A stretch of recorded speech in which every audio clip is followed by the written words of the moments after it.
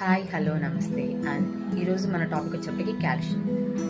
ఇప్పుడు రీసెంట్ టైమ్స్లో మనం చాలా చూసిన కాంట్రవర్సీస్ ఏంటంటే కాల్షియం అనేది దేనిలో ఎక్కువ ఉంటుంది అనేది బాగా కాంట్రవర్సీ అయిపోతుంది. అండ్ ఈ కాంట్రవర్సీస్లో మనం ఎక్కువ మంది కాల్షియం అనేది పాలలో ఎక్కువ ఉంటుంది, పాలు తాగండి అని చెప్పే వాళ్ళు ఇప్పుడు ఏం చెప్తున్నారంటే పాల కన్నా మిగిలిన వాటిలో ఎక్కువ ఉంటుంది, పాలు కల్తీ అయిపోతున్నాయి, ఆ పాలు తాగడం వల్ల మిగిలినవి కూడా ఎక్కువ అవుతున్నాయి అని చెప్తున్నారు. కానీ అది చాలా తప్పండి.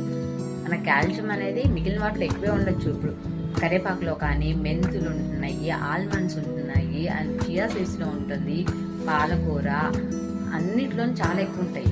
కానీ వీటన్నిటిలో దేనిలో అయినా అబ్జార్ప్షన్ ఎక్కువ ఉంటుందా? మీరు ఎప్పుడైనా కనుక్కున్నారా అబ్జార్ప్షన్ ఎట్లా ఉంటుంది ఏంటి అనేది? పాలలోనే కాదు, ఈ అబ్జార్ప్షన్ అనేది ఎందులో ఎక్కువ ఉంటుందో ఫస్ట్ మీరు అది అనలైజ్ చేయండి. అది అనలైజ్ చేశాక మాత్రమే మీరు ఒక డెసిషన్కి రండి, పాలు తాగాలా వద్దా అనేది.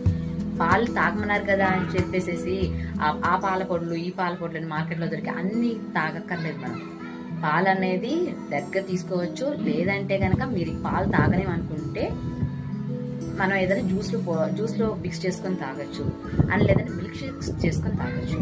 అంతే తప్ప తాగద్దు ఇది తాగద్దు అనేది ఏది ఉండదు. మన కాల్షియం అనేది మన బాడీకి చాలా ఇంపార్టెంట్. అండ్ మన బోన్ ఫార్మేషన్కి, మీకు బోన్స్ మాత్రమే కాదు, అది మజిల్కి కూడా చాలా ఇంపార్టెంట్. మన మజిల్ రిలాక్సేషన్కి, కాంట్రాక్షన్కి కూడా చాలా హెల్ప్ అవుతుంది అనమాట. నెర్వ్ ఇంపల్స్ పాస్ చేయడానికి ఇలాంటివన్నిటిలోనూ కాల్షియం మెయిన్ రోల్ ప్లే చేస్తుంది.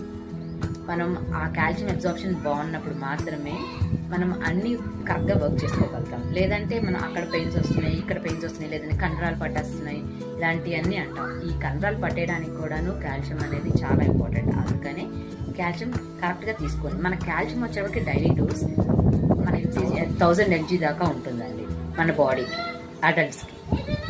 And that's it for today.